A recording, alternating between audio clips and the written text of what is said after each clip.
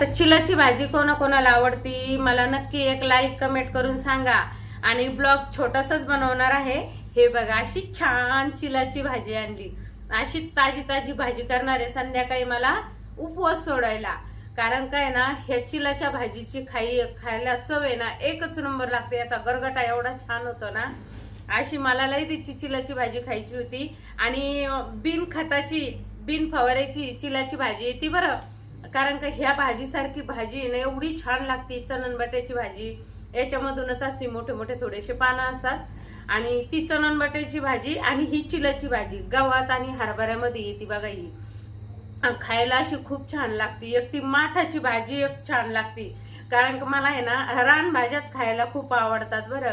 कारण का काय करता तुमचं आपण नाही म्हणत का नाही, पाची पक्कांचं जेवण जरी माझ्या पुढे दिलं ना मला ते आवडत नाही बरं। मला आहे ना रानातला भाजीपालाच खूप आवडतो, कारण माणसाची म्हणे ना भाजीपाला खायचा। पहिले जुने लोक असंच भाजीपाला ते खायचे शेतातला नाही का। सराट्याची भाजी आमच्या शेजारच्या आजी नेहमी सांगतात, सराट्याची भाजी कोणी खाल्लेली का मला नक्की कमेंट करून सांगा।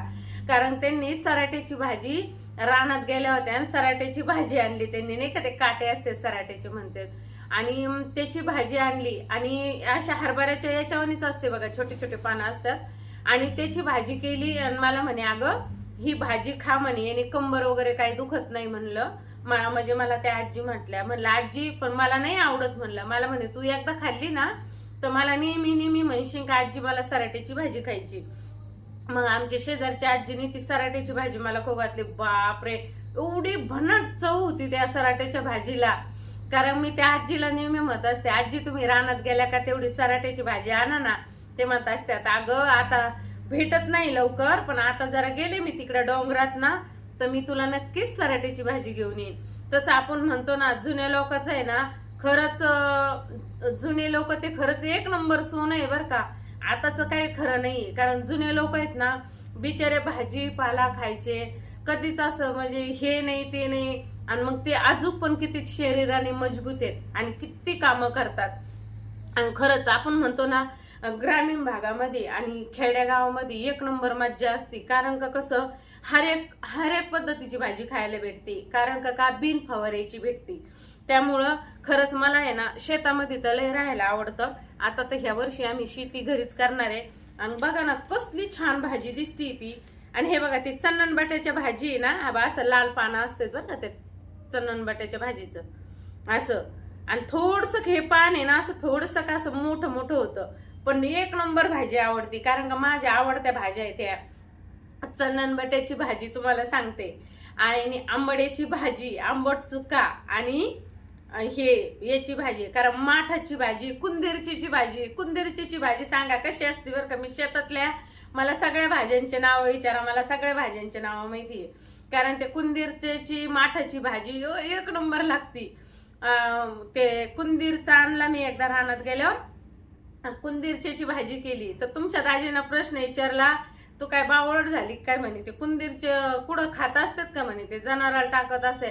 त्यांना म्हणलं तुम्ही एकदा ती भाजी खाऊन बघा आणि मग मला विचारा का ही भाजी ही कोणची केली। मग मी त्यांना आहे ना कुंदीरची भाजी करून घातली। ते म्हणले अरे तू शिकली कुठं म्हणे, काय भाजीची चव लागते म्हणे।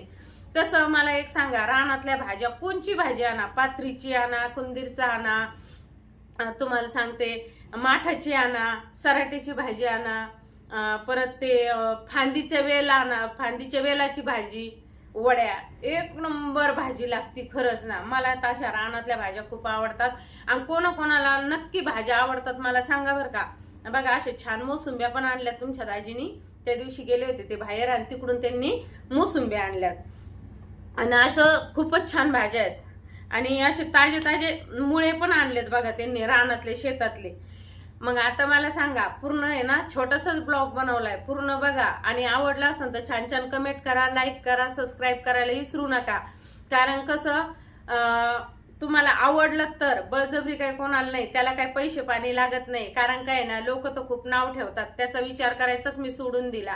कारण काय ना मला पहिल्यापासून आवड आहे म्हणून मी व्हिडिओ वगैरे बनवते। त्याच्यामुळे मला जग काय बोलून शेजार पाजार काय बोलून मला काही फरक पडत नाही। आणि नक्की लाईक करायला विसरू नका।